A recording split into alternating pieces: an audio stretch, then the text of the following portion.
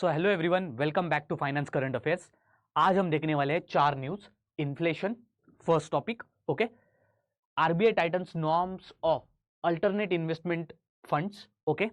अब ये दोनों के दोनों न्यूज आरबीआई वेबसाइट से लिए गए हैं। Second, stagflation risk in India currently lowers at 1%, RBI. Now again this is from your Livemint. Card on file tokenisation की न्यूज बहुत ज्यादा अभी आ चुकी है। एवरी टाइम आप अपने credit card debit card use करते हो तो आरबीआई यहां पर नया टोकनाइजेशन सिस्टम लाने वाला है, issuing the all the cards by different banks. 4 news है इंपॉर्टेंट, रिलेटेड स्टैटिक न्यूज भी है। अगर आप ये सेशन मिस करोगे ना, सही में there is a major finance current affairs also as well as major finance static syllabus that I have also put into all this topics, okay. Within half an hour let's try to finish it as fast as possible, ठीक है। First topic is about inflation. तो RBI की website के ऊपर ये news भी आ चुकी थी। Here if you see role of supply and demand side inflation, considering कि ये अब टॉपिक आ चुका है कि इंडिया में of course inflation is increasing, one time we have to cover this topic from financial angle, okay. So let's see news क्या है। सो दिसंबर के बुलेटिन में आरबीआई ने डिस्कस क्या किया, how India's inflation is affected by supply and demand factors. कैसे inflation India में अलग अलग सप्लाई और डिमांड फैक्टर से अफेक्ट होता है, यही है वो न्यूज। जो फॉर एग्जांपल आरबीआई ने उस डॉक्यूमेंट में रशिया यूक्रेन क्राइसिस का एग्जांपल लिया था, पोस्ट कोविड का भी एग्जांपल लिया था। बहुत अच्छा ये एक पर्टिकुलर न्यूज था अगर आप देखते हो। So let's try to analyze in the same direction. It also explains COVID-19 supply issues caused, so supply driven inflation, and after Russia-Ukraine conflict, the demand factors also how they became more significant. So in this year, if you see, in the year from 2020, 2021, 2022 and 2023, ये 4 साल अगर हम देखें basically, and if we compare our overall inflation, so both supply side also affected and demand side also driven inflation was there. Let us deep down and try to understand what it says.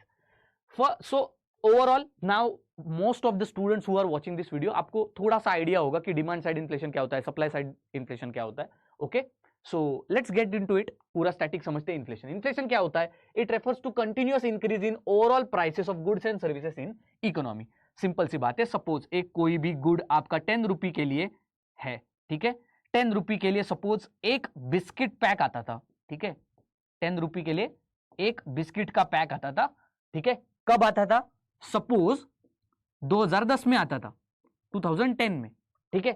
जरूरी नहीं है अब same 10 रुपी का ये biscuit जो है वो 10 रुपी में 2023 में आ जाए, राइट। तो अब सपोज वो मे बी 20 रुपीज को आ रहा है, या फिर may be even 30 to 40 rupees को आ रहा है, राइट। वही एक बिस्किट पैक, वही एक बिस्किट पैक। तो ये क्या दिखाता है? This shows your inflation. So what does normal और generally inflation means? It is continuous increase in prices. Continuous increase in the sense what? Year by year. In 2010, suppose this was 10 rupees. In 2023, it is 20 rupees. In 2000, maybe 26, 27, it may be 40 rupees, 30 rupees. And thus, its prices will go on increasing. Okay. So, this is what your inflation means. General inflation, when we are talking about, it's nothing but change in prices or increase in prices of goods and service in the economy. Simple. The result in reduced purchasing power over time, meaning that same amount of money can buy fewer goods or services than it could be previously. If you see in 2010, जो 10 rupees आपके पास थे, उससे आप एक biscuit का pack खरीद सकते थे। लेकिन 2023 में उस 10 रुपए का आप बिस्किट पैक नहीं खरीद पाओगे। क्यों? क्योंकि ऑलरेडी वो जो बिस्किट पैक है वो 20 रुपए का हो गया है। So try to understand, in 10 rupee you could buy one biscuit in 2010. In 2023 you cannot buy it. It means that your purchasing power has been diminished. आपकी purchasing power इस 10 साल में, 2010 से लेकर 2023 तक अगर आप देखते हो, इन 10 सालों में आपके 10 रुपए की जो purchasing power थी वो तो कम हो गई। पहले प्रीवियसली एक बिस्किट पैक आता था, अब इस 10 रुपए में कुछ नहीं आ रहा है, ठीक है। सो आपको लगाने पड़ेंगे 20 रुपए, आपको लगाने पड़ेंगे 20 रुपीज। सो परचेसिंग पावर भी आपकी ड्रॉप हो गई। So therefore same amount of money से 10 रुपीज से ही आप over a period of time आगे ये जो 2023 की बात कर रहे हैं, हम यहां पर वही गुड्स खरीद नहीं पाएंगे. Previously may be 1 biscuit pack came, but now it is not coming. आगे देखेंगे टाइप्स ऑफ इन्फ्लेशन. जैसे आपको पता ही होगा, सी when we are talking about inflation, it is nothing but pure increase in your prices of goods, pure increase in prices of goods. Now this increase in prices can be demand pull in the sense demand ही इन चीजों का ज्यादा है. Second is cost push, मतलब इन जो भी goods का जो production है, जो भी गुड्स का प्रोडक्शन हो रहा है, उसका टोटल कॉस्टिंग ही ज्यादा आ रहा है. The cost of production is only high, so therefore cost push and then is built in inflation. So 3 types of inflation are there based on its causes. ठीक है, तो डिमांड पुल मतलब डिमांड की वजह से जब इन्फ्लेशन होता है उसको डिमांड पुल इन्फ्लेशन कहते हैं. कॉस्ट पुश, जब किसी भी गुड्स एंड सर्विसेज की प्रोडक्शन के लिए जो कॉस्ट लगती है वो ज्यादा हो जाती है, तब आपकी प्राइसेस बढ़ जाती है. अभी आपको कुछ भी समझ में नहीं आएगा, लेट मी एक्सप्लेन. सिंपल देखो, सपोज आपके पास 500 रुपीज मैंने दिए. ठीक है, आपको मैंने कहा 500 रुपीज लेके जाओ मार्केट में और 100 रुपए की 5 टी शर्ट्स लेके आओ. तो आपने क्या किया, 100 रुपीज की 5 टी शर्ट्स लाए आपने. ठीक है, आपने 5 टी शर्ट्स लाए. कंसिडर करते आपके जैसे ही बहुत सारे लोग थे, ठीक है, जो कि 100 रुपीज में एक टी शर्ट आ रहा था, तो मैंने 500 रुपए के 5 टी शर्ट खरीदे. मेरे जैसे कितने और रहेंगे, right? Many people would be there like me. So therefore here when we talk about demand pull inflation, try to understand, like me many people were there. Considering that, suppose now when I gone to market, जब मैं market में चला गया, suppose यहाँ पर 200 लोग थे, suppose यहाँ पर 200 लोग थे. Every this 200 people, out of this 200 people, all were interested to buy this t-shirt which was for 100 rupee. Now consider this, suppose this 200 people are there, it means that all these 200 people would be having 100 rupees readily with them. They are ready to just spend that money, right? It's not that they are just having 100 rupees. They will have 500, 1000, 2000. They can readily spend it, in the sense they are having good salary. They are having money with them. So these 200 people are having money, sufficient money with them, for which they can pay 100 rupees and buy all the t-shirts of 100 rupee each. Now the problem comes when, suppose these 200 people are there. Now don't consider 200 people are there. Like me, suppose 2 lakh people are there. Okay, like me 2 lakh people are there. If you consider this, and if you also consider that total supply of t-shirt is limited, so in this market, ये जो market है, consider करो बस 1000 T-shirt है, बस 1000 T-shirt है. अब जब मैं 500 रुपए लेके आया था तो मैंने तो 5 टी-शर्ट्स खरीद ली थी, राइट, ऑफ 100 रुपी ईच. जब ये 200 लोग आए थे, उनका भी ऑफकोर्स ये 1000 रुपए, ये 1000 टी-शर्ट जो है, it's manageable. 200 people can buy this 1000 T-shirts. But when 2 lakh people will happen, what will happen? Of course your demand is more than your supply. आपकी डिमांड सप्लाई से ज्यादा हो चुकी है. इस तरह के इन्फ्लेशन को हम कहते हैं डिमांड पुल इन्फ्लेशन. आपकी डिमांड बढ़ गई. आपके पहले 200 लोग थे जो 100 रुपए का टी-शर्ट खरीदना चाहते थे. There were 200 people who wanted to buy this 100 rupee t-shirt, but now there are 2 lakh people. So therefore, for 200 people to asking for 100 rupee t-shirt, the supply was there, but for 2 lakh people, the supply is not there. Therefore, now the shopkeepers, they would be forced to sell this t-shirt not at 100 rupees, then at 200 rupees. So that this 2 lakh rupee, whatever these 2 lakh people are there, of this, at least, how much? 20,000, 30,000, whatever people are there, they will get eliminated. They will say that this 100 rupee t-shirt was there when I came 5 days before, now it is 200 rupees. अभी 200 रुपए का हो गया, महंगा है, मैं नहीं खरीद रहा. So this is how your inflation has occurred. आपकी डिमांड सप्लाई से ज्यादा बढ़ गई, इसीलिए यहां पर मार्केट फोर्सेस ने, ये जो आपके शॉपकीपर्स थे, उनको फोर्स कर दिया कि 100 रुपए में टी-शर्ट मत बेचो भाई.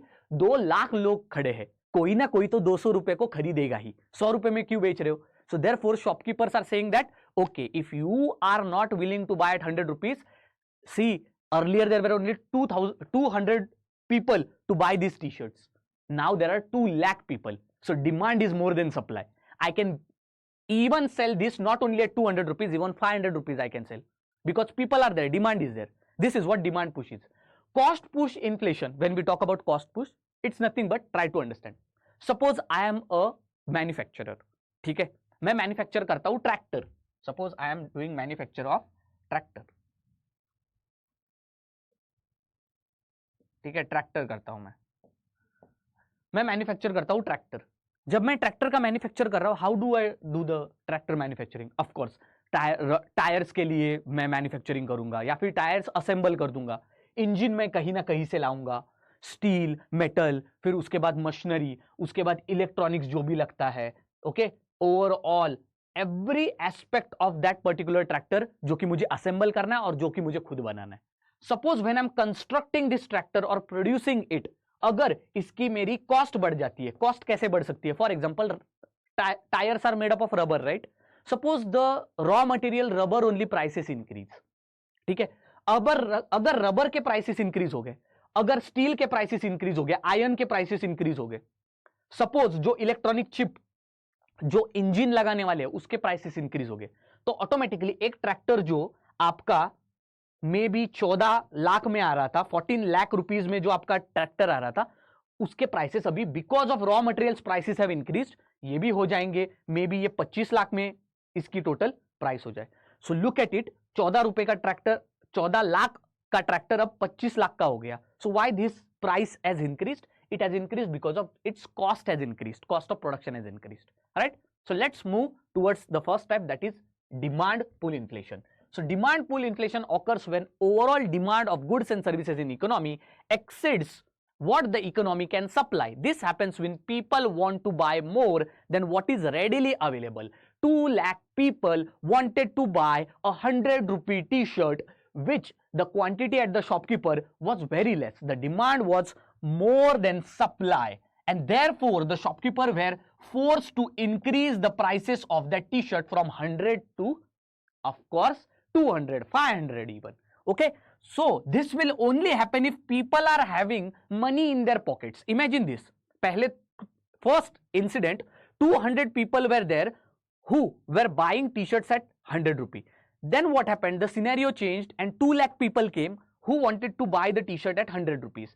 But because of demand push, the price of the t-shirt has become 200 rupee. Okay. Now when the t-shirt price have been risen to 200 rupee, you have to understand one thing very carefully.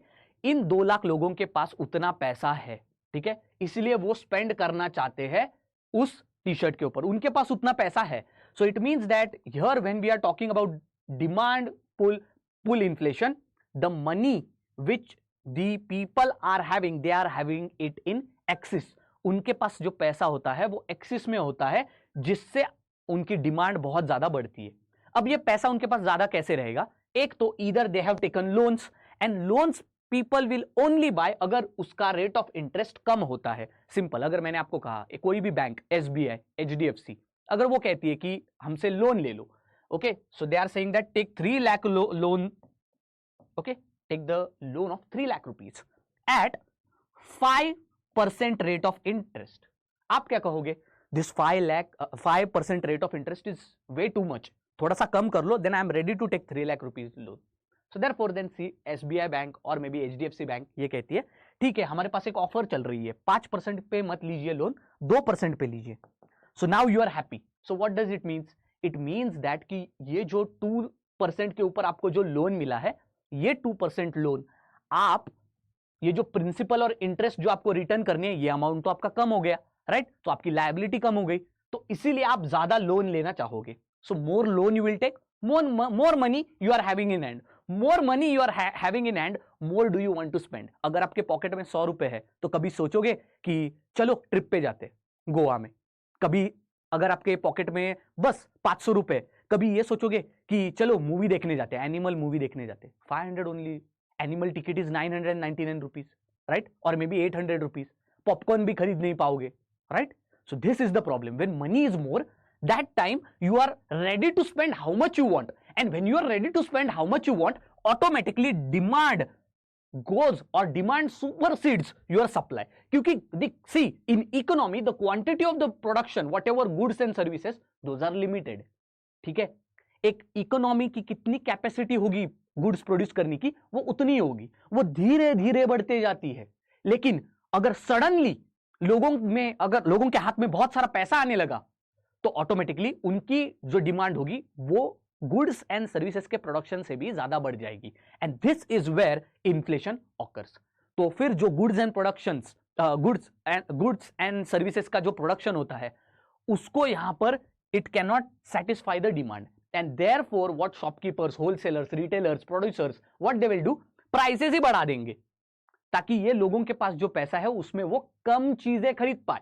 Okay, they can buy less money. The other thing is that salary. जब salary की बात करते हो, if people are having more and more salary with them, if people are giving less taxes, मतलब क्या, taxation अगर कम है लोगों के ऊपर, then because of this people will have more money in their hand, loan, salary and less tax, and because of this they can spend more money on the consumption, more money on expenditure, and that means that demand increases more than supply. When we talk about our demand pull inflation factors, demand pull inflation is nothing but demand driven inflation.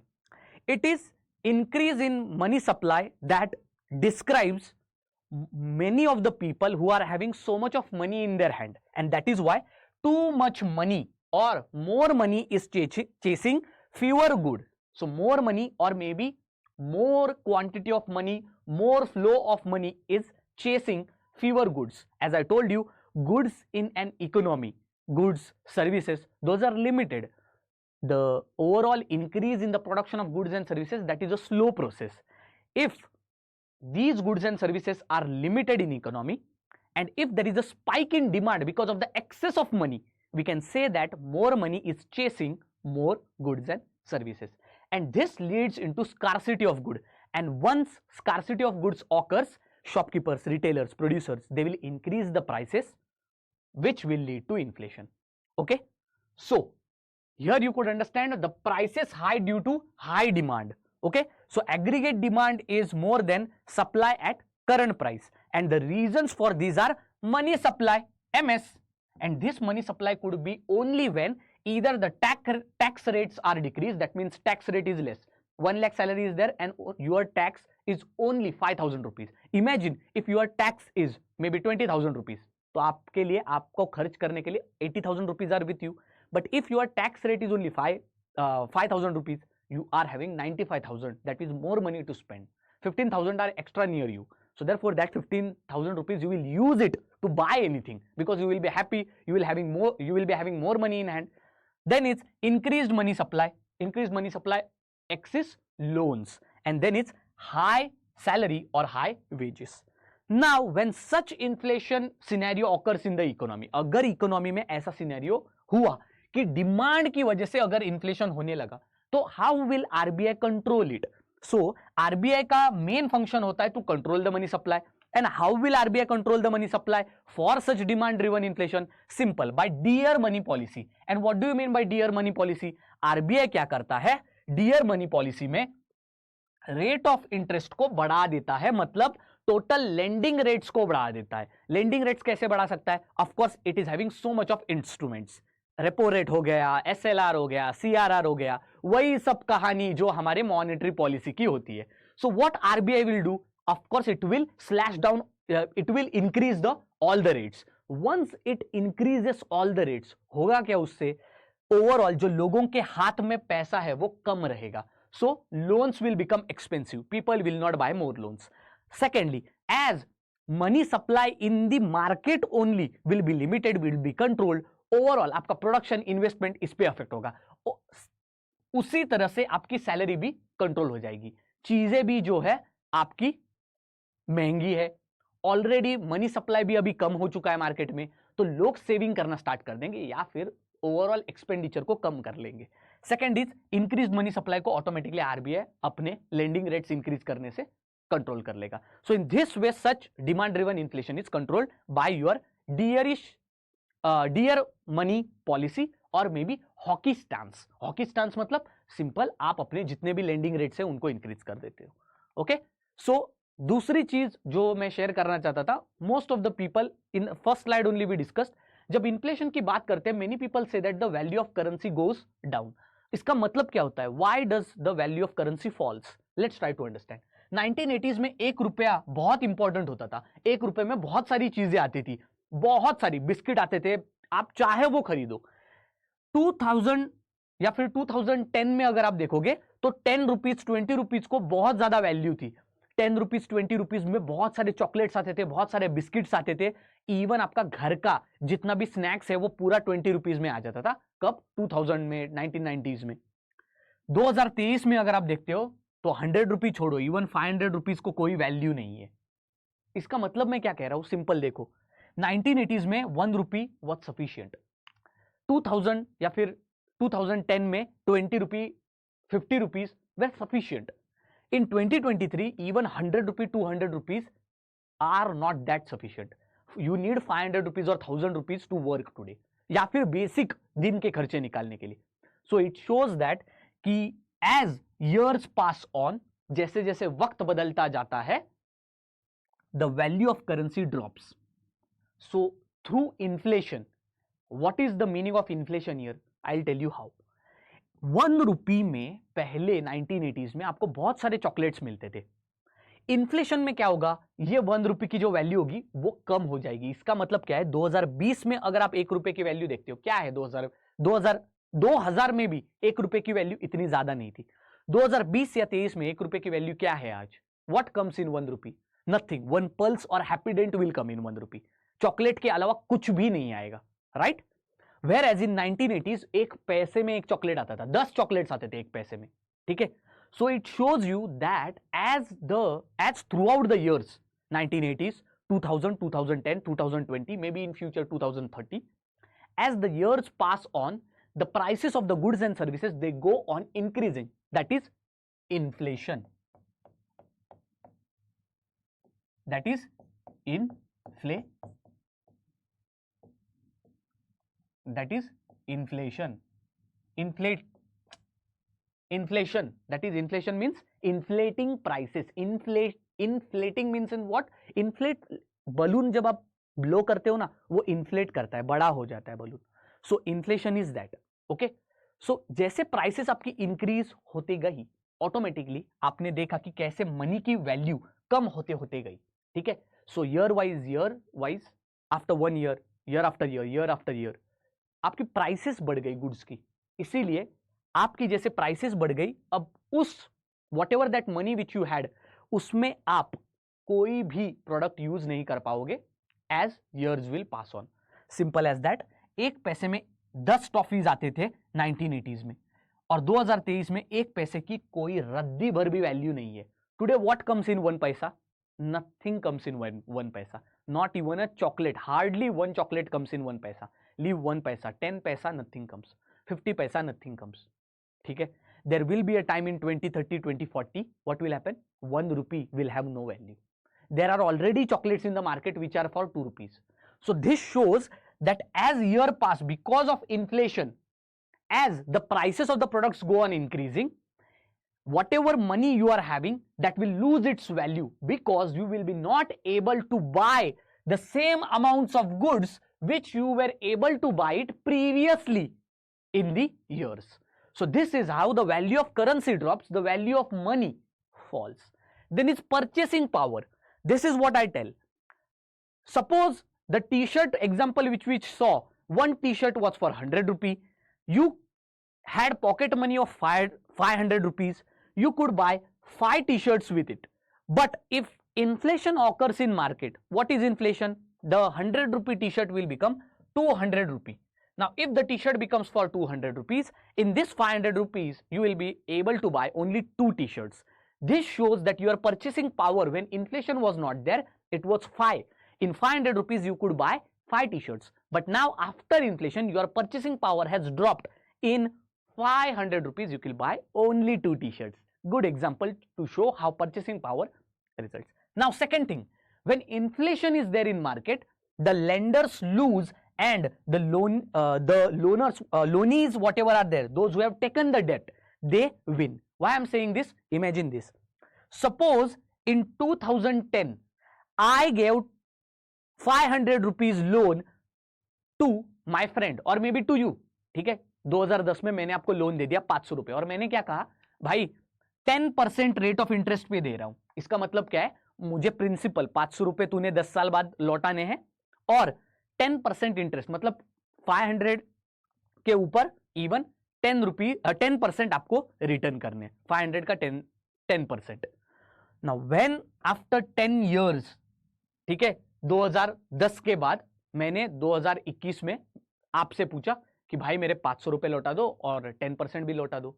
So whatever 10% you have given me and 500 rupees you have given me after 10 years, you all would be knowing 10 years में 500 रुपए तो मुझे मिल गए and interest also I have got. But what about the value of money? What about the value of currency? It has dropped, right? In 2010 उन 500 रुपए से शायद मैं बहुत सारी चीजें खरीद सकता था. Maybe 10 t-shirts, maybe 5 kgs of apples, maybe in 500 rupees I can buy all of my groceries for a month. But in 2010, okay, but in 2021, in 2022, 23, 500 रुपए में क्या आता है? कुछ भी नहीं आता. So therefore you will not be able to buy any grocery, you will not be able to buy even 10 t-shirts in 500 rupees in 2021 or 2022, 2023. So this shows you that whenever anybody gives the loan, he always suffers when inflation comes, because he gives the loan, he gives that money, okay, at that particular year in a hope that in future I will get my money back. But in future that money will lose its value because the prices of the goods and services will go up. Okay, so this is how the money who has lended, the person who has been lender, who has lended the money, he will suffer, he will lose, and the money who has taken the money, who has loaned the money, he will always win, because he has taken the loan. I took 500 rupees loan in 2010, I spent it how much I want, okay. After 10 years in 2021, 500 rupees is nothing, okay. So I earned also, my salary also increased because of inflation, right? So therefore I can repay it very easily, right? So therefore these were the things extra which I wanted to tell you. Then comes types of inflation. Next type after demand push, demand pull, then it's cost push. Now cost push inflation occurs only when the supply of goods and services decreases, as it occurs when scarcity of essential resources like labor, land and capital, which results into increased production cost. We all know what are the factors of production.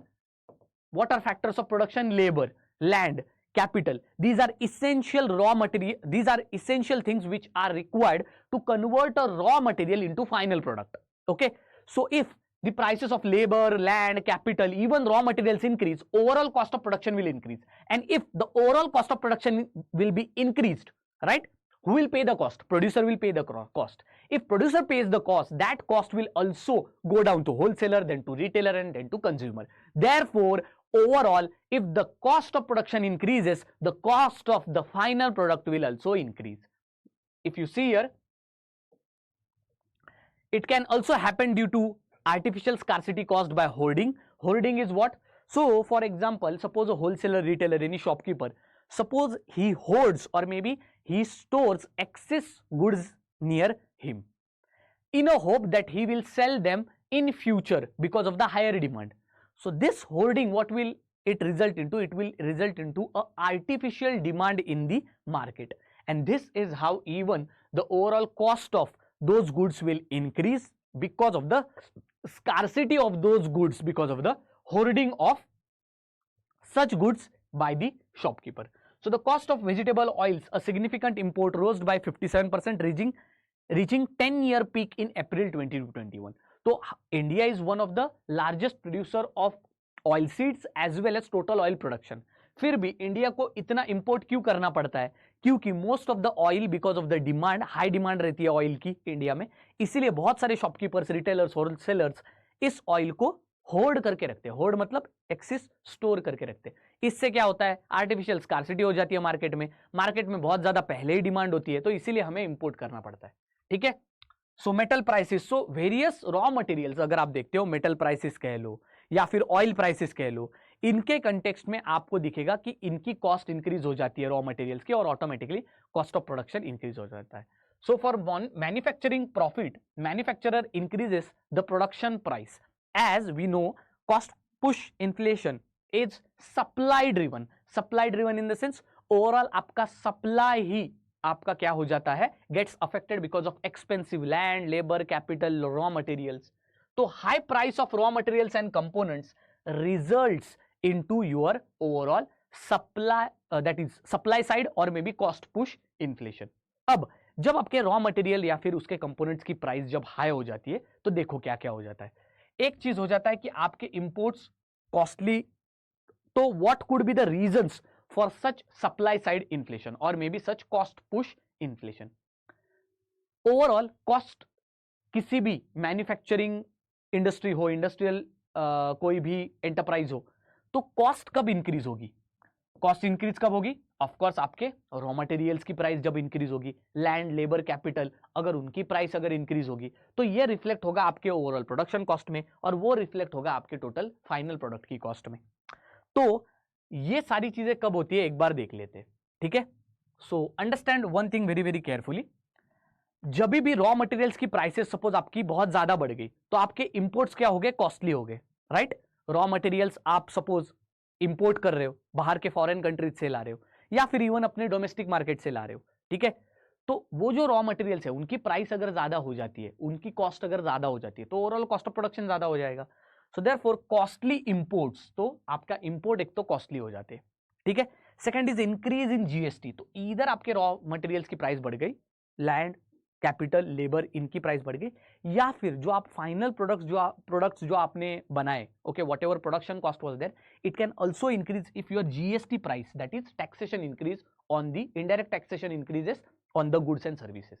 इसकी वजह से भी आपका total production cost increase हो सकता है। And then comes devaluation of currency. So devaluation of currency मतलब क्या, सिंपल, डिवैल्यूएशन आपको पता है, पहले $1 70 रुपीज में मिल रहा था, डिवैल्यूएट मतलब क्या, सिंपल, आपकी जो करेंसी की वैल्यू है in terms of other international currency that drops. So the value of रूपी will drop as compared, or maybe when vis-a-vis you will look it when you will compare with dollar. Earlier $1 was coming at 70 rupees, now it is coming at 80 rupees. It means that पहले $1 खरीदने के लिए हमें 70 रुपए लगते थे, now to buy $1 हमें लग रहे हैं 80 rupees. It means that our more rupee is chasing after dollar. So this shows that the demand of dollar in our India is higher, and therefore devaluation is nothing but the value of rupee in terms of dollar is dropped or it falls. So 70 rupees, it has become 80 rupees. Okay. So if you want to buy any good in international market which is for $1, earlier you had to pay 70 rupees, which was good enough.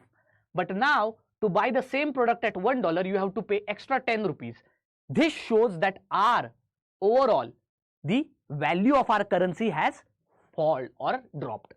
Government's role to reduce the value of rupee. Now understand very carefully, there are two terms which are related to your fall in the value of currency. First is depreciation, second is devaluation.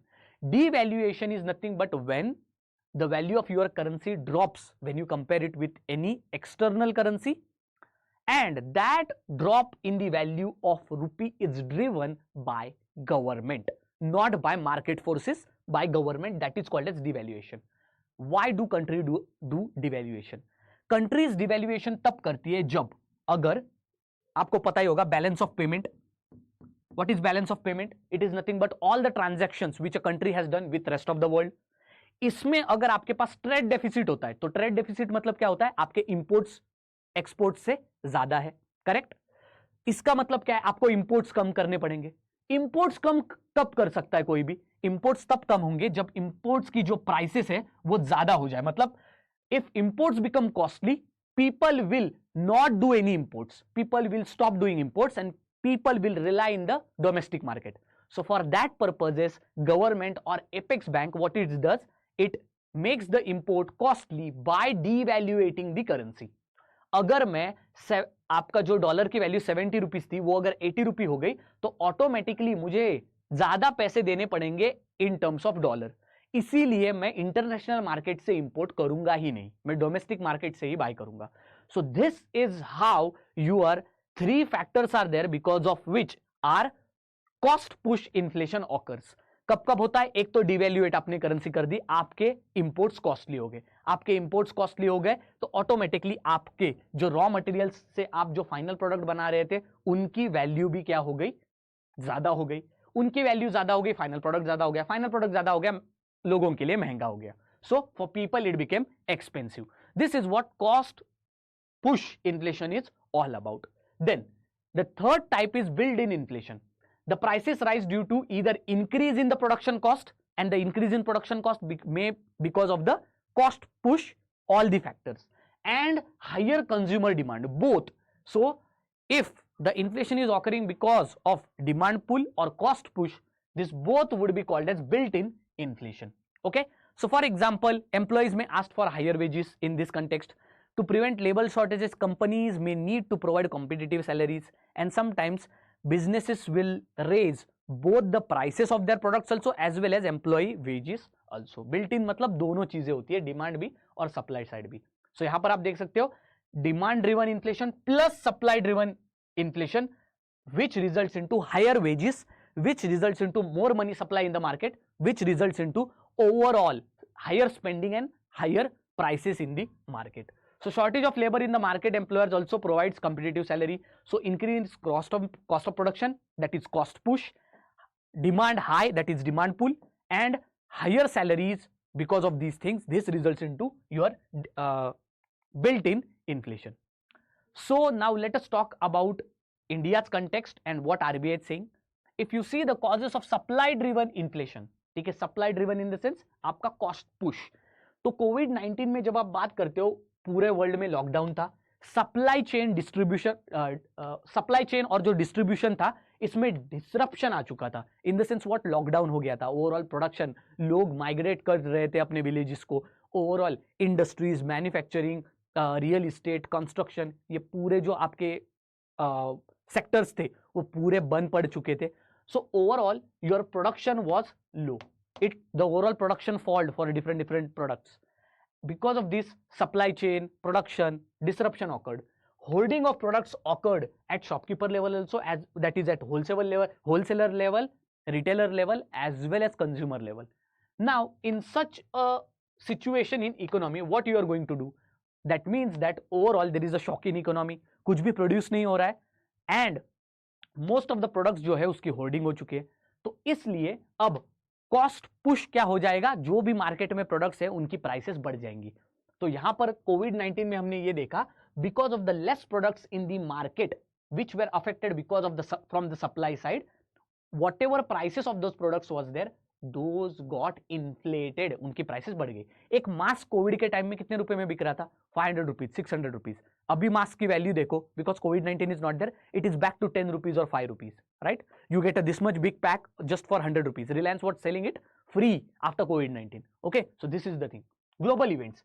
Even after Russia-Ukraine war conflict, it led to more supply chain issues and global supply chain disruption. So again, Russia-Ukraine conflict जो थी, उसके बाद भी हमने यही देखा that whatever your imports were there from the foreign side, they got expensive, and because of that, your again cost of production got higher. Demand driven inflation, when we talk about after COVID-19, what all the industries started, construction चालू हो गया, industries चालू हो गए, manufacturing चालू हो गया, सब कुछ चालू हो गया. When every sector of the economy started, everybody got money in the hand. Okay, and economies also opened up. So people were waiting for this. They were ready to go in the market and just buy randomly.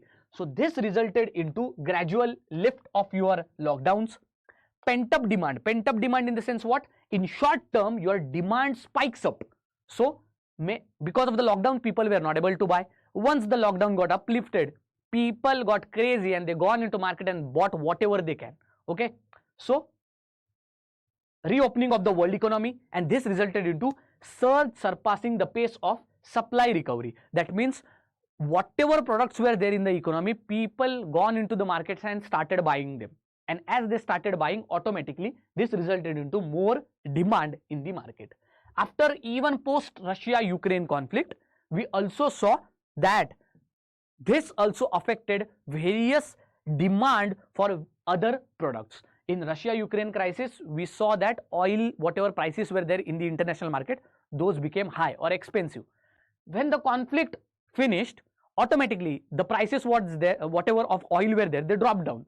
So immediately every country started buying more oil. So here demand caused.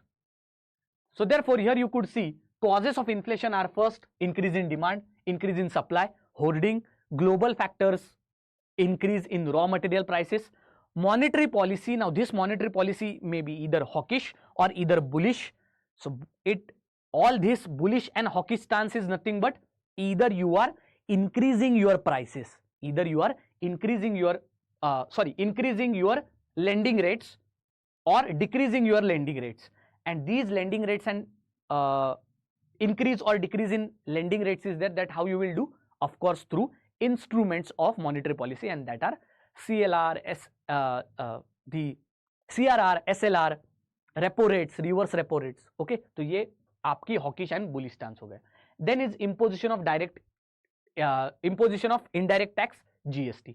These are the main 6 reasons of inflation right now in the economy. Demand side तो है ही है, supply side तो है ही है, hoarding हो गया, hoarding of different goods, global factors which affect the raw material. For example, oil prices का increase हो जाना. अगर oil prices increase हो गए तो fuel prices affect हो जाएंगे, fuel prices affect हो गए, food prices affect हो जाएंगे, सारे आपके products affect हो जाएंगे उनके prices. ठीक है.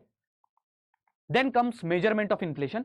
तो एक चीज होती है wholesale price index and consumer price index. तो एक बार देख लो, प्रोड्यूसर प्रोडक्ट्स बेचता है होलसेलर को, होलसेलर बेचता है रिटेलर को, रिटेलर बेचता है कंज्यूमर को. जब हम बात करते हैं प्रोड्यूसर की, प्रोड्यूसर और होलसेलर के बीच में जो भी ट्रांजैक्शन होता है उसका जो इन्फ्लेशन होता है that is measured by producer PPI, that is producer purchasing index. Wholesaler और रिटेलर के बीच में जो भी प्राइसेस का ट्रांजैक्शन होता है, जो भी गुड्स का ट्रांजैक्शन होता है, उसको बोलते हैं wholesale price index. And retailer और कंज्यूमर के बीच में जो भी ट्रांजैक्शन होता है उसको बोलते हैं of course consumer price index. Okay, so here you can understand 3 types of your indicators are there or measurements of inflation are there. First is PPI, then is WPI, then is CPI. So producer's purchasing index is nothing but when the transactions are involved between producer and wholesaler.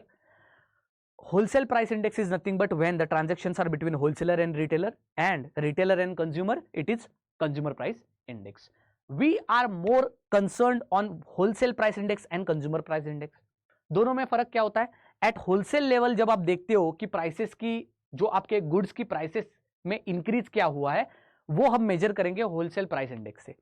और जो retailer और consumer के जो goods है उनके बीच में जो prices increase हुए वो हम मेजर करेंगे कंज्यूमर प्राइस इंडेक्स से. सो यहां पर जब आप बात करते हैं wholesale price index at wholesale level, this is for macro economic policy making. तो ये एक इंडिकेटर है macro economic, not affecting to individuals but affecting to group of people, that is wholesalers. So wholesale price index measures the change in overall prices of goods before those are sold to retailers, that means sold at retail prices. This measure the changes in the prices of goods sold and traded in bulk by wholesale businesses. तो in bulk जो आपके goods होते हैं वो बेचे जाते हैं या फिर सर्विसेज बेचे जाते हैं, उसके ऊपर जो उनकी जो prices increase हुई है over the period of time, that is measured by wholesale price index. ठीक है. अब इसी को कभी कभार हेडलाइन इन्फ्लेशन कहा जाता है, which is major of total inflation within the economy. Now headline inflation is nothing but when it includes the prices of all the products including food and fuel as well as other commodities. तो एक बार देख लो headline और core inflation क्या होता है. Core inflation वो होता है which is called as real inflation in economy, which does not includes volatile part, where the volatile part is food inflation and fuel inflation. Core inflation plus food and fuel inflation gives your total inflation, that is headline inflation. आपके newspaper के headlines में जो आपको inflation की value दिखती है वही आपकी हेडलाइन इन्फ्लेशन होती है. That is why the name comes headline inflation. It includes food and fuel also. So headline inflation is nothing but all the goods commodities along with food and fuel. ठीक है. Core inflation it does not includes the volatile part of food and fuel. ठीक है, क्योंकि food and fuel की जो values है वो दिन ब दिन सेकंड बाय सेकंड फ्लक्चुएट होते रहती है. ठीक है, तो इससे आप एग्जैक्ट इन्फ्लेशनरी वैल्यूज कैलकुलेट करना डिफिकल्ट हो जाता है या फिर it becomes very difficult, unrealistic. That is why real inflation या फिर जो कोर इन्फ्लेशन बात करते हैं उसमें हम फूड एंड फ्यूएल की बात नहीं करते. So this was wholesale price index. Then comes consumer price index. जब बात होती है रिटेल लेवल पे, ठीक है, that means how quickly prices of goods and services that people buy for their personal use, they change over the period of time, that is called as consumer price index. जब कोई भी retailer goods बेचता है consumer को, at that level whatever prices are increasing, that is consumer price index. अब ये indicator use किया जाता है for micro economic policy making, मतलब economic policy which affects individuals, not the group of people but individuals. ये आपका measure किया जाता है सीपीआई से, consumer price index. It calculates difference in the cost of collection of items usually brought by household such as food, clothing, housing, transportation, medicare. As a consumer आप जो भी चीज बाय करते हो उसके कंटेक्स्ट में जो इन्फ्लेशन होगा वो होगा आपका सीपीआई में दर्ज. ठीक है, इन्फ्लेशन ट्रेंड की अगर बात करें तो आप देख सकते हो demand factors fail 41.5% in 2019 to 27.1% in 2020, but increased again after COVID-19 pandemic and during Russia-Ukraine war. Overall, between 2019 to 2023, approximately 55% of the changes were influenced by supply-related factors. मतलब supply side से जो cost push inflation है वो ज्यादा हो रहा है. ठीक है. Then question दिया गया है, discuss how demand and supply driven inflation impacts Indian economy and what are the steps taken by RBI to control these factors. ठीक है, कमेंट सेक्शन में आंसर लिख देना. ठीक है, I will check it. Next, RBI tightens norms for AIF investments. तो RBI ने क्या किया है, to tighten the norms for your regulated entities like banks and NBFCs as well as other financial institutions to prevent the evergreening of loans through your alternative investment funds. What are alternative investment funds? ये ऐसे private pools होते हैं of money, ये ऐसे private pools होते हैं money के which are used for lending, which are used for lending or giving loans in the market. These are alternate investment funds. अब आरबीआई क्या कह रहा है मैं आपको बता देता हूं. आरबीआई कह रहा है कि देखो ये जो भी रेगुलेटेड एंटिटीज है मेरे, बैंक्स हो गए, एनबीएफसीज हो गए, फाइनेंशियल इंस्टीट्यूशंस हो गए, कोई भी नया लोन अगर आप अल्टरनेटिव इन्वेस्टमेंट फंड से अगर आप दे रहे हो तो अब मैंने नए नॉर्म्स दिए हैं, उनको फॉलो करके ही आपको ये लोन्स देने होंगे. क्यों, देखते हैं. So alternative investment funds we are talking, it is nothing but it refers to any fund which is set up by India as a private investment pool other than bank, other than whatever public funds are there. This AIF is an private investment pool जिससे किसी को भी lending की जा सकती है. They gather the money from experienced investors, whether from India or and abroad, and the purpose is investing in the specific investment strategy which has been given by the, of course, regulated entities. ठीक है. अब ये regulated entities कौन कौन है? Banks है, all India financial institutions है, NBFCs है, हाउसिंग फाइनेंशियल कंपनीज है, एक्सेट्रा एक्सेट्रा. वो क्या करते हैं? They invest in the units of alternative investment funds as a routine part of their investment activity. इनका रेगुलेटेड एंटिटीज कभी ना कभी कुछ ना कुछ इन्वेस्टमेंट करते रहते हैं, तो वो क्या करते हैं? एआईएफ्स में पार्टली इन्वेस्ट करते हैं. इसमें भी उनका कुछ एक पर्पज होता है, I will tell you further. ठीक है. जनरली ये जो आपके एआईएफ्स होते हैं उनको कौन गवर्न करता है? सेबी गवर्न करता है. ठीक है. तो अब बात करते हैं कैटेगरीज की. 3 कैटेगरीज होते हैं एआईएफ के. पहला है टू इन्वेस्ट इन स्टार्टअप्स, दूसरा है to invest not only in the startups और एनी अदर ट्रेडिंग पर्पजेस और investment purposes but for state funds, debt funds etcetera. ठीक है. तीसरा है कोई भी कॉम्प्लेक्स ट्रेडिंग स्ट्रेटेजी के लिए, लेवरेज के लिए, हेज के लिए, पाइप फंड्स के लिए, that means solely for investment purpose. तो तीसरा है इन्वेस्टमेंट पर्पज, पहला है फंडिंग पर्पज, और तीसरा है आपका of course for other funding purposes like real estate, date funds etcetera etcetera. ठीक है, तो ये तीन कैटेगरीज है एआईएफ्स के। अब प्रॉब्लम देखो क्या है, रेगुलेटेड एंटिटीज यूज कर रहे हैं एआईएफ की funding for evergreening of loan. What do you mean bye evergreening of loan?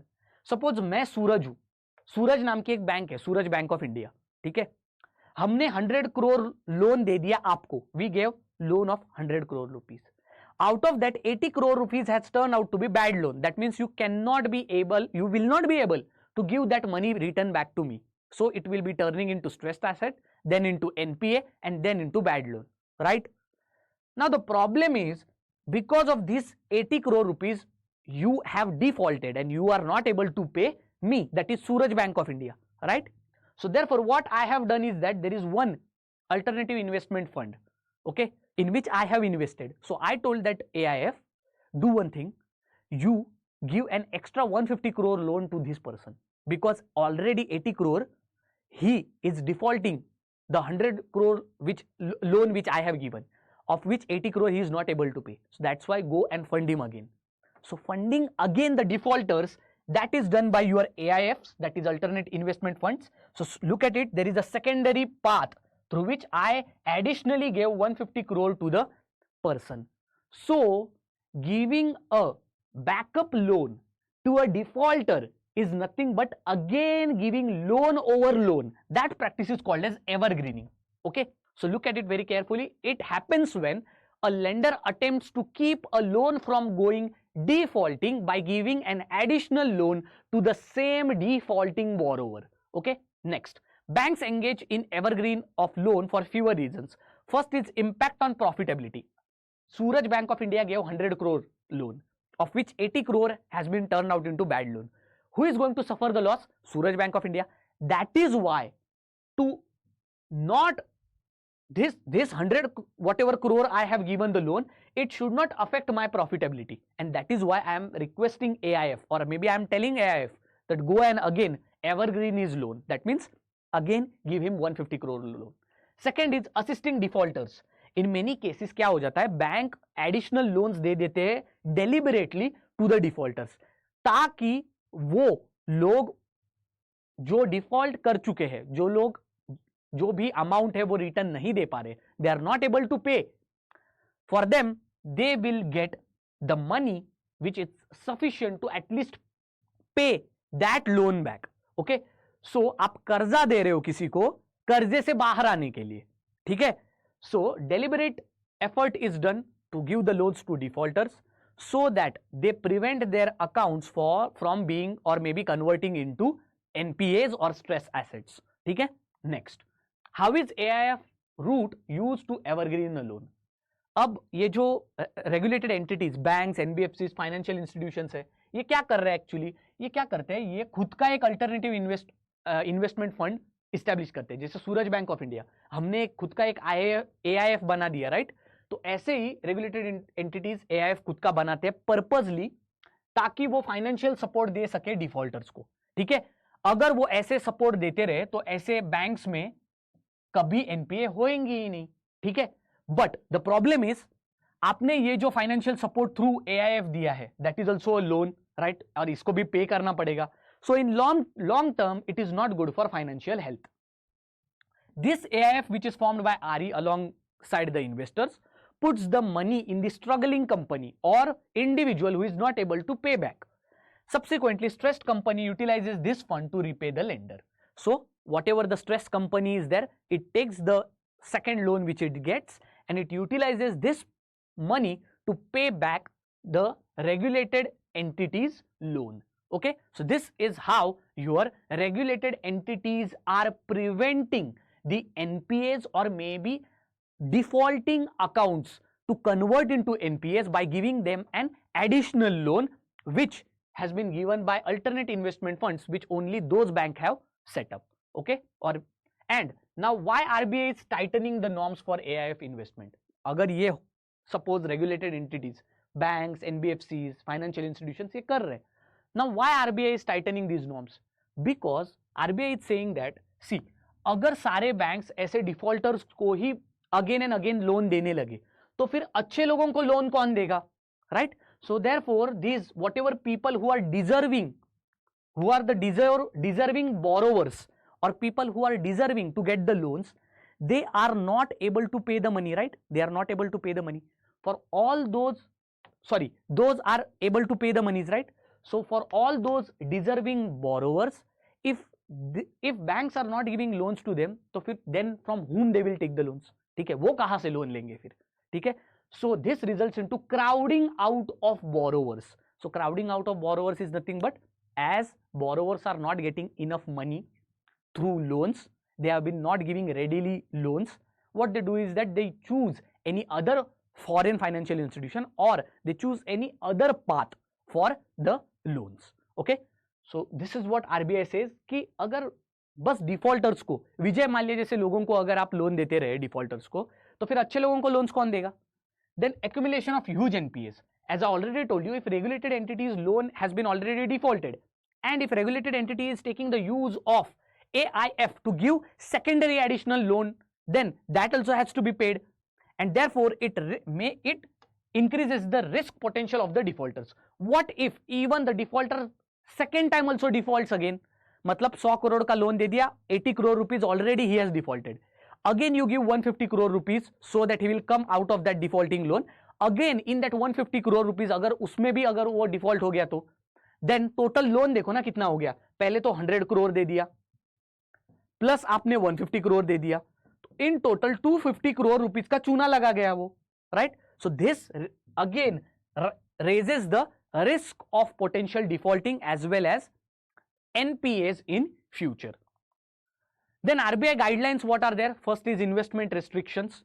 So whatever regulated entities are there, banks, financial institutions, those are advised that they will not invest in any AIF जो कि directly और indirectly ऐसी company के साथ relate करेगा जो ऐसे defaulters में इन्वेस्ट कर रहा है जो उस रेगुलेटेड एंटिटी से कनेक्टेड है. Second, compulsory selling. अगर कोई भी AIF स्कीम के अंडर रेगुलेटेड एंटिटी अगर इन्वेस्टर को पैसा देता है, सच इन्वेस्टमेंट जो डेटर कंपनी के साथ की गई है, the entity should sell off its investment within that scheme within 30 days. इसका मतलब क्या है? RBI is trying to separate regulated entities and AIFs. RBI क्या कह रहा है? देखो, पहली बात तो यह है, अगर आपके जितने भी कस्टमर्स है, इन्होंने रेगुलेटेड एंटिटीज से जो लोन लिया है, AIFs इनको फिर से लोन नहीं दे सकते, ठीक है? और ऐसी अगर AIF बहुत सारे कस्टमर्स के लोन से रिलेटेड किसी भी रेगुलेटेड एंटिटी के साथ कनेक्टेड है, तो आपको ऐसे AIF में रेगुलेटेड एंटिटीज ने इन्वेस्ट नहीं करना चाहिए. सो इस कनेक्शन को RBI ब्रेक कर रहा है, ठीक है? Next, provision of current investment. Provision of current investment is nothing.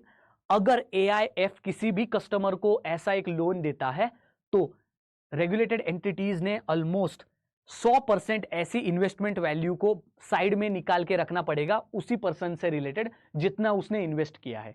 And last is nothing but, ये बहुत इंपॉर्टेंट है लास्ट जो है, ठीक है, कैपिटल फंड डिडक्शंस. तो एक मॉडल होता है in AIF that is called as priority distribution model. इसमें क्या होता है? सिंपल सी बात है, सपोज अल्टरनेट इन्वेस्टमेंट फंड है जो 100 करोड़ रुपीस फंडिंग कर रहा है टू एनी डिफॉल्टर और इन्वेस्टमेंट कर रहा है in any of the startup. तो priority distribution model says that कि ये जो 100 करोड़ रुपीस आपने इन्वेस्ट किए हैं, इसमें कुछ सीनियर ट्रांचेस होंगे और जूनियर ट्रांचेस होंगे. इसका मतलब क्या है? सिंपल मैं आपको बताता हूं. प्रायोरिटी डिस्ट्रीब्यूशन मॉडल ये बताता है कि इसमें मे बी 50%, 60%, 80% कुछ सीनियर लोग होंगे और कुछ जूनियर लोग होंगे. सीनियर लोगों को अगर प्रॉफिट हुआ तो ज्यादा मिलेगा और लॉस भी हुआ तो भी ज्यादा मिलेगा, और जो जूनियर लोग हैं उनको प्रॉफिट जो भी होगा उसमें से कम मिलेगा, अगर लॉस भी हुआ तो कम मिलेगा. So this priority distribution model works on the principle of if you take more risk, more is the profit for you. Okay, so suppose 100 लोग हैं, if 100 people are there in this alternate investment fund, of this 100 people, suppose 80 people are senior tranches and 20 are junior tranches. So what these regulated entities used to do, they used to say that this 20 junior tranches are there na, they are having less risk. So once the defaulting used to happen, they used to say in the these regulated entities used to say to this junior tranches that you again start one alternate investment fund. Okay आप एक फिर से एक ऐसी body बनाओ alternate investment fund की, and you fund again are defaulter. ये तो चीटिंग है ना सरासर. So therefore this junior tranches whatever are there, those as they will make an alternate investment fund, और इसमें सारे लोग पैसे पूल कर लेंगे. ठीक है, तो इससे क्या हो रहा था, रिस्पॉन्सिबिलिटी इन जूनियर ट्रांचेस की बहुत ही कम है. एज मेजर रिस्क इन इस प्रायोरिटी डिस्ट्रीब्यूशन मॉडल में मेजर रिस्क कौन ले रहा है, सीनियर ट्रांचेस ले रहे हैं. अगर ज्यादा कल रिस्क हुआ, ज्यादा प्रॉफिट रहा, तो प्रॉफिट कौन ज्यादा लेगा, सीनियर ट्रांची लेगा. लेकिन लॉस रहा तो भी सीनियर ट्रांची लेगा. लेकिन यहां पर एआईएफ में फंडिंग बहुत ज्यादा कौन, मतलब बना कौन रहा है, सीनियर ट्रांची नहीं, जूनियर ट्रांची बना रहा है. So this was the problem which RBI was saying.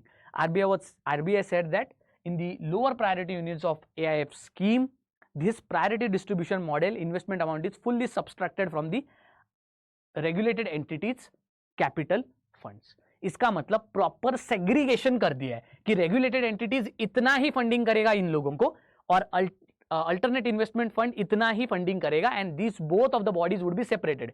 Even if they are connected to each other, there would be certain segregation when it comes to one client. मतलब ये जो डिफॉल्टर की बात कर रहे हैं, ठीक है. Even recently SEBI also had banned priority distribution model in your AIFs. ठीक है, recently. Next question is related to stagflation risk in India. ठीक है, तो एक बार स्टैग्फ्लेशन की बात करते हैं, and they will then most probably will end this particular lesson. Stagflation, what is stagflation? So try to understand. RBI said that monthly bulletin में इन्होंने ये कहा कि स्टैग्फ्लेशन इंडिया में एक मेजर कंसर्न हो चुका है, and potentially it will destabilise the entire macro economic framework. ठीक है, तो उस पॉइंट ऑफ व्यू से let's try to understand what is stagflation. Stagflation एक ऐसी टर्म से बनाया गया है, स्टैग मतलब स्टैग्नेंट. स्टैग्नेंट क्या होती है, ग्रोथ होती है, and inflation, so stagnant growth and inflation, that is called as stagflation. So stagflation or recession inflation means situation where inflation continues to rise, but at the same time growth slows down, keeping the employment high. एक ही line में बताता हूं, स्टैग्फ्लेशन में inflation कभी भी ज्यादा होता है, एम्प्लॉयमेंट कभी भी ज्यादा होती है, लेकिन ग्रोथ आपकी कम होती है, उसको हम स्टैग्फ्लेशन कहते हैं. एक बार समझते हैं रियलिटी से. आपने फिलिप्स कर्व तो देखा ही होगा, that is your Phillips curve. ठीक है, अब किसी भी इकोनॉमी में क्या होता है, एक बार समझ लो. प्रोडक्शन इंक्रीज हो गया, इन्वेस्टमेंट इंक्रीज हो गई, लोगों के जॉब भी इंक्रीज हो गए, सैलरीज भी इंक्रीज हो गई, money supply is more, inflation is more. When inflation is more, money supply is more, production is also more, investment is also more, GDP is also going high, so GDP is also peaks off. In market also inflation is more, right? So here you could see GDP is high, inflation is also high, unemployment would be low. Why unemployment would be low? Because in market people are having higher money supply in their hand. ठीक है, growth is also higher, production is higher, investment is higher. इसका मतलब क्या हुआ, more jobs would be created. More jobs would be created, automatically people will get jobs, right? So Phillips curve says that कि जब भी आप inflation और unemployment को प्लॉट करते हो, आपको कुछ ऐसा ग्राफ मिलता है. ये ग्राफ ये कहता है कि जैसे जैसे इन्फ्लेशन बढ़ता जाता है, आपकी अनएम्प्लॉयमेंट कम होते जाती है, क्योंकि इन्फ्लेशन बढ़ना इसका मतलब ये है कि ज्यादा प्रोडक्शन होना, ज्यादा इन्वेस्टमेंट होना, और ज्यादा प्रोडक्शन और ज्यादा इन्वेस्टमेंट मतलब क्या, मोर जॉब्स आर अवेलेबल, और more jobs are also created as a by product. ये फिलिप्स कर्व ये भी कहता है कि जब आपका इन्फ्लेशन लो हो जाता है, ऑटोमेटिकली आपकी अनएम्प्लॉयमेंट भी बढ़ जाती है.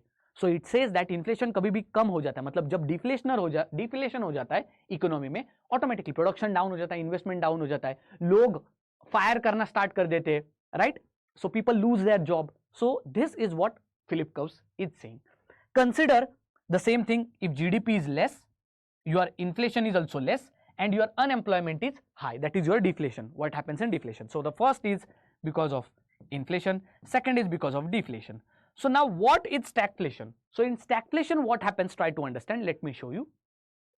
Whenever externally cost increases of your available resources, your inflation increases more than its ideal value. This affects the demand, as because of the higher inflation which is beyond a measure, people suppress their demand. Okay, 500 rupees t-shirt, 100 rupees t-shirt I will buy for 200, I'll buy for 400, I'll buy for 500, but I will not buy for 1000 rupees. ठीक है, 300-200 रुपए के लिए bye कर लूंगा 100 रुपए का T shirt, 400 रुपए के लिए कभी बाय नहीं करूंगा, 500 के लिए कभी बाय नहीं करूंगा. And therefore as the demand goes down, your GDP also goes down.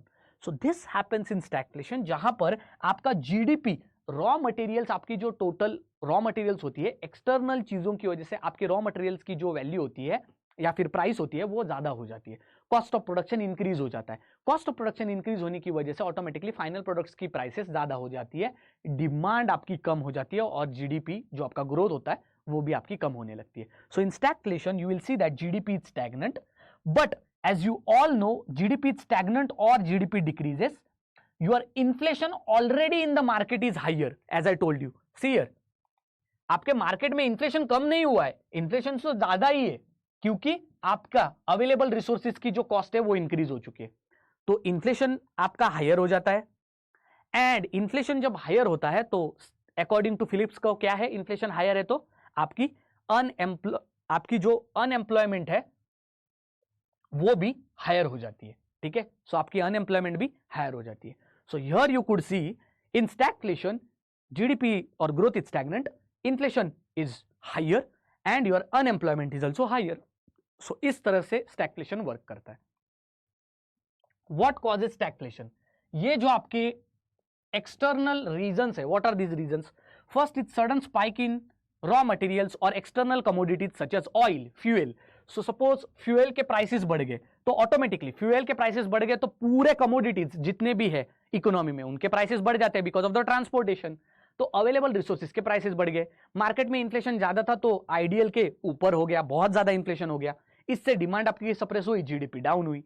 GDP down है, इन्फ्लेशन ज्यादा है, और जीडीपी जब भी डाउन होता है तो मार्केट में प्रोडक्शन और इन्वेस्टमेंट अफेक्ट हुए हैं, तो देयरफॉर आपकी जॉब्स भी कम होंगी. तो इसलिए jobs, unemployment is high, inflation is high, but GDP is low, that is growth is low.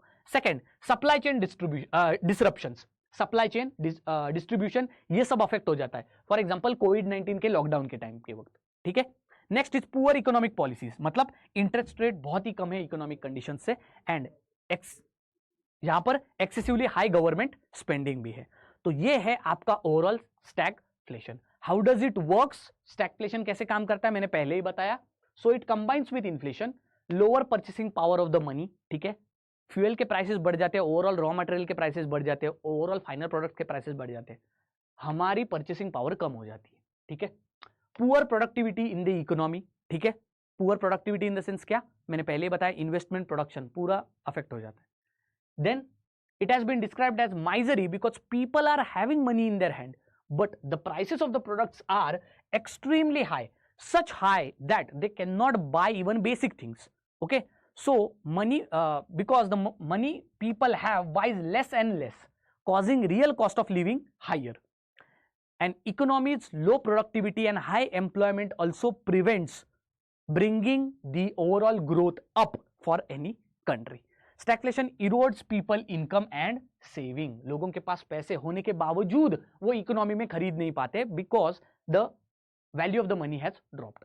So stagflation, higher inflation, this decreases the value of money, as I told, more money have to be spent on buying anything, purchasing power drops, people demand less and buy only those things which are necessary. People also use their saving for their expenditure. To save profit margin, producers will increase the price of commodities such as normal oil. Supply chains get affected, production less, unemployment more, less money in our hands, lower the demand, lower the supply, and GDP affected. This is the whole cycle which is there. You can take the screenshots later. Okay. Now, why inflation is high during stagflation? किसी भी country में जब स्टैग्फ्लेशन हो जाता है, the first thing which is seen is that GDP slopes down, GDP कभी भी कम हो जाता है. for any country or any government, the first thing, the first objective of their macroeconomic and microeconomic policy is to push the growth. ठीक है? And that is why inflation tends to remain high, because in the recovery period, the policymakers, the government, they try to shift the economy from the negative growth. They are trying to bring the economy out of recovery and push it.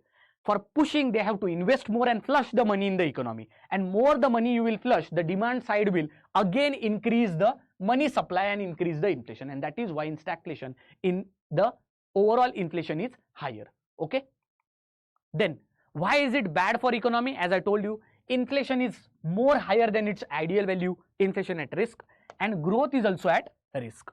Two reasons are there. First are financial conditions in an economy, maybe external factors such as your demand, supply chains, then your oil prices, that comes in financial condition, and then is depreciation of INR against USD. Now, how comes depreciation is connected here in stagflation? What do we saw in stagflation? Stagflation में होता क्या है? Inflation ज़्यादा बढ़ जाता है. So let us see. Depreciation is connected to stagflation as currency depreciation. मैंने पहले बोला. For $1, 70 rupees were there. Now to buy $1, you need 80 rupees. Okay. Now this is depreciation. How is depreciation different from devaluation? Where devaluation, government controls devaluation, right? But for depreciation, market forces control it. So market forces control in the sense what? Your rupee value falls as compared to any other external currency. Okay. So this results, as you could see, rupee depreciates. The value of rupee depreciates. In 70 rupee $1 used to come. Abhi in 80 rupees $1 is coming. So it means that the external currency like dollar, it appreciates in terms of rupee. This will increase the value of your imports. Costly import हो जाएंगे.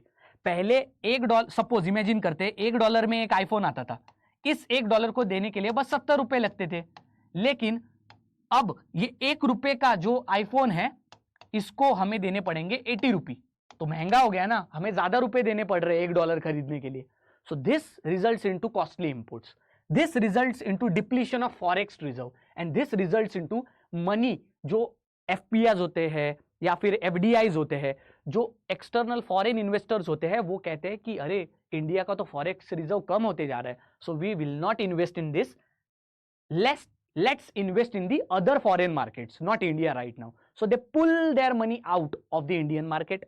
Less money in the market results into less investment, less production, less employment, less money in hand, less demand, less supply, and less GDP.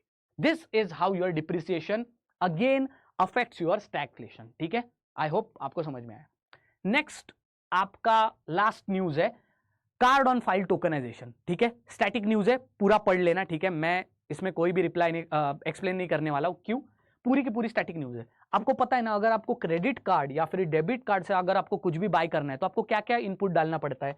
आपको डालना पड़ता है name, आपको डालना पड़ता है कार्ड नंबर, आपको डालना पड़ता है CVV, आपको डालना पड़ता है एक्सपायरी डेट, आपको डालनी पड़ती है एक्सपायरी डेट. ये सारी चीजें जब आप डालते हो, all these information either you have to type it again. Now what people do is that, type करने से बेटर लोग क्या करते हैं, they save it on the pages. जब आप सेव करते हो, आपका डेटा तो दूसरे कंपनीज के पास है. So for your data safety, what RBI is saying is that rather than writing all these things on your transactions, now we will be providing you the card on file transaction tokenization. That is, rather than every time giving input your name, 16-digit number, expiry date, CVV, now we are going to give you an token code. Now this token code would be given every time to you when you will be doing the transactions based on your credit card and debit card. It is a process where card's regular 16-digit number is additionally supported by a unique token which is given on each transaction. तो यहां पर आप देख सकते हो, ये एक OTP concept ही है. आपको पता है ना OTP कंसेप्ट क्या होता है? आप ट्रांसफर करने जाते हो मनी ऑनलाइन UPI से, कभी कभार जब आप पेमेंट करने जाते हो आपको OTP आता है. OTP के बाद ही आप वो ट्रांजैक्शन कर सकते हो, या फिर Amazon की डिलीवरी आपको मिलती है ओनली आफ्टर OTP. ठीक है, तो यही है, when you will be doing transactions you don't need to give any information based on card, just give your 16-digit number. Once you give it, you will get an OTP, that is your token. That OTP, that is token, you have to feed in the app or any transaction, that interface, and then merchant will accept that transaction, and that transaction will happen without even sharing your data like name, card number, CVV, and your expiry date. So here transaction is occurring by securing your financial data. This is what tokenization is going to do. So this was all about the news. Thank you very much and see you next time. We covered 4 news and within this stipulated time. So I hope that this particular session's help. Will meet next time in the finance current affairs.